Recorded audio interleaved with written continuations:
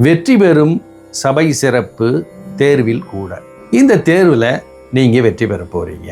வியூகமது தான் ஜெயிக்கும் தலைமைக்கும் தான். உங்களுடைய தலைவர் செய்து வைத்திருக்கிற வியூகம் நிச்சயமாக ஜெயிக்க போகுது. அதுல நீங்களும் ஜெயிக்க போறீங்க.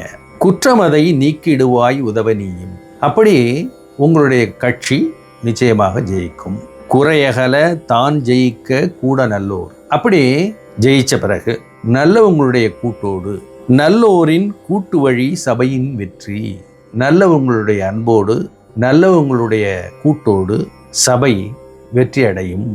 நாடாழ்வான் இளைய மகன் எந்த நாசி. என்னுடைய பரிபூரணமான ஆசீர்வாதம், சிவபெருமான் சொல்றாங்க, என்னுடைய பரிபூரணமான ஆசீர்வாதம் அளிக்கப்பட்டு விட்டது. யாருக்கு? நாடாழ்வான் இளைய மகன். இளைய மகன், மகன்தான் இந்த நாட்டை ஆளப்போகிறார்.